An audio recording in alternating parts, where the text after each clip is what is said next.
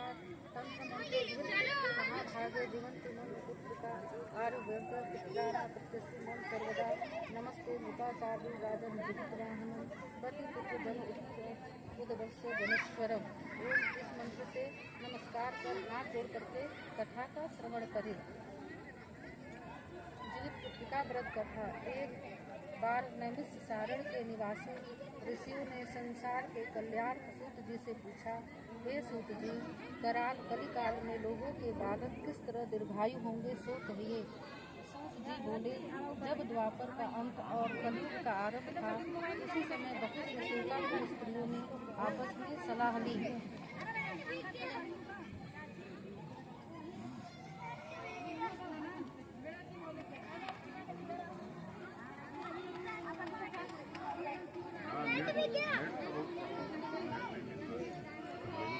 फिर क्या इस कली में माता के जीवित रहते पुत्र मर जाएंगे?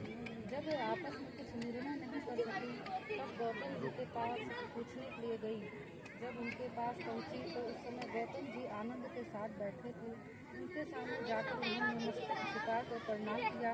तदंतर स्त्रियों ने पूछा, हे प्रभु, इस कलयुग में लोगों के पुत्र किस तरह जीवित रहेंगे?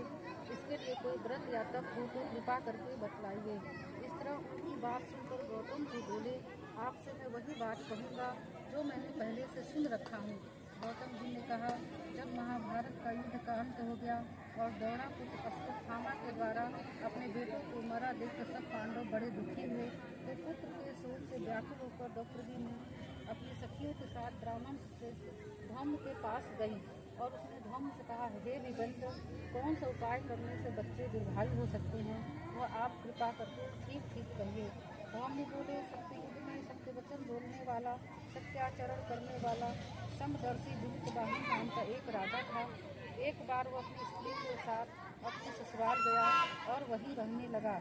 एक दिन आधी रात के समय पुत्र के शोक से व्याकुल कोई स्त्री रोने लगी, क्योंकि वह अपने बेटे के दर्शन से निराश हो चुकी थी। उसका पुत्र मर चुका था। वह रोती हुई कहती थी, भाई, मुझ बूढ़ी माता के सामने मेरा बेटा मरा जा रहा है। उसका रुदन सुनकर जीवितवाहन को तो मानो हृदय विदीर्ण हो गया। वह तत्काल उस स्त्री के पास गया और पूछा, तुम्हारा बेटा कैसे मरा? जोड़ी ने कहा, गरुड़ प्रतिदिन आकर गांव के लड़कों को खा जाता है।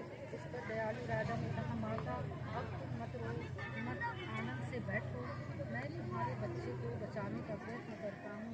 ऐसा सुन कर राजा उस स्थान पर गया जहाँ गरुड़ आकर प्रतिदिन मांस खाया करता था। उसी समय गरुड़ भी उस पर टूट पड़ा और मांस खाने लगा।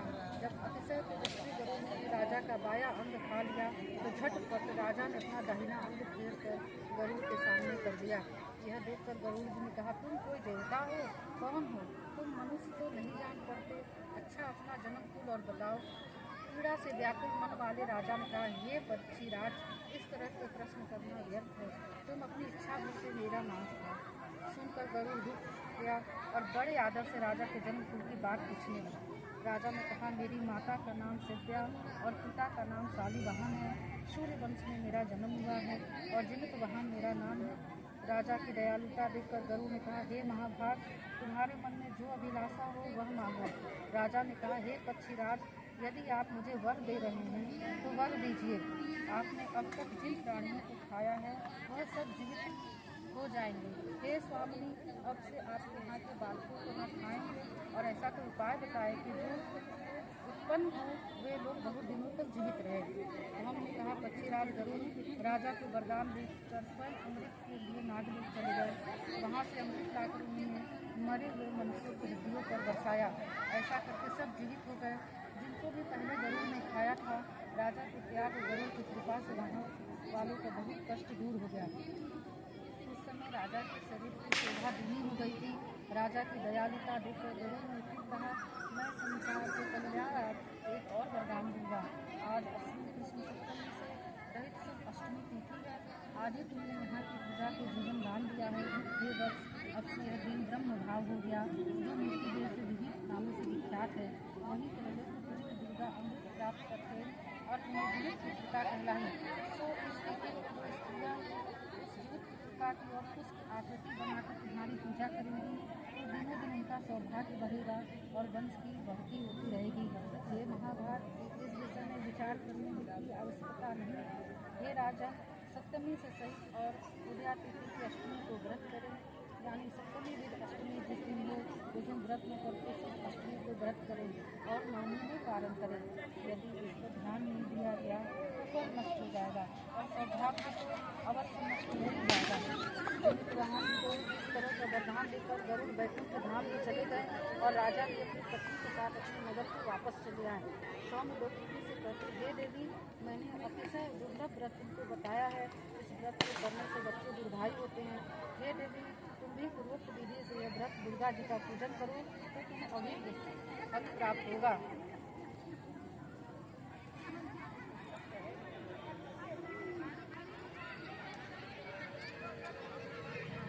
मुनिराज धन के वास के एक प्रकार का कौतूहल उत्पन्न हुआ और पूर्ववासी ने सभी को बुला करके उनके साथ व्रत किया।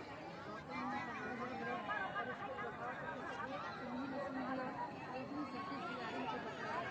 इसके बाद की शाखा पर बैठकर और उसे वृक्ष के खोटे में बैठकर सियारी ने भी व्रत किया। फिर वही चिंगी किसी उत्तम ब्राह्मण के मुँह से कथा सुनाई और पीपल के खोटे में बैठी हुई अपनी सखी को सुनाया। सियारी ने आधी कथा सुनी कि उसे भूख लग गई और वह उसी समय सौ से भरे शमशान में पहुंची। वहाँ उसने इच्छावर मांस का भोजन किया और चिंकी बिना कुछ खाए पिए रह गई और सवेरा हो गया। सवेरे वो गौशाला में गई और गौ का दूध पिया। इस तरह उसने नवमी में पारण किया। कुछ दिनों बाद ये दोनों मर गई और अयोध्या में किसी व्यापारी के घर में जन्मी। संयोग से दोनों का जन्म एक ही घर में हुआ जिसमें सियारी ज्येष्ठ और चिन्ही छोटी लक्षणों से युक्त थे। इसलिए बड़ी लड़की काशीराज के और छोटी उनकी मंत्री के साथ गार पर अग्नि ब्याही गई। पूर्व जन्म के कर्म फल से वह मृगनयनी रानी हुई। जिस किसी भी संतान को उत्पन्न करती वह मर जाती थी और पूर्व जन्म की बातों को स्मरण करने वाली मंत्री की पत्नी ने अष्ट वस्त्रों के सदृश तेजस्वी 8 बेटे उत्पन्न किए और सभी जीवित रह गए। अपनी बहन के पुत्रों को जीवित देख ईर्ष्यावश राजपत्नी ने अपने स्वामी से कहा, यदि तुम मुझे जीवित रहना चाहते हो उसी जगह भेज दो जहाँ मेरे बेटे गए अर्थात इन्हें मार डालो।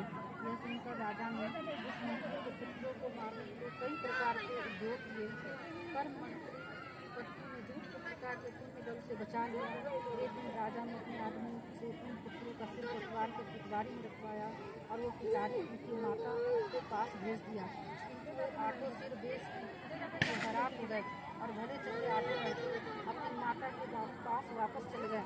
उनको जीवित देख राजपत्नी को बड़ा विस्मय हुआ। अंत में मंत्री के पत्नी के पास आए, उसने पूछा, बहन तुमने कौन सा ऐसा पुण्य किया जिसे बार बार मारे जाने पर भी तुम्हारे बेटे नहीं मरते। इसके मंत्री की पत्नी कहा, पूर्व जन्म में चिन्नी और तुम सियारी, हमने 7 पुत्रिका का व्रत किया था। तुमने व्रत के नियमों को भली भांति पालन नहीं किया, पर मैंने किया था। दोष से बहन तुम्हारे बेटे जो जीते नहीं है। वो राजरानी, अब भी पुत्रिका का व्रत करो तो तुम्हारे बेटे दीर्घायु होंगे। मैं तुमसे सच सच कह रही हूँ। उसके कथा अनुसार रानी ने व्रत किया, तभी से उसके कई बेटे सुंदर दीर्घायु होकर बड़े बड़े राजा हुए। जी सब प्रकार का आनंद देने वाला मैंने जो व्रत बतलाया, स्त्रियाँ चिरंजीव संतान चाहती हैं तो विधि पूर्वक यह व्रत करना।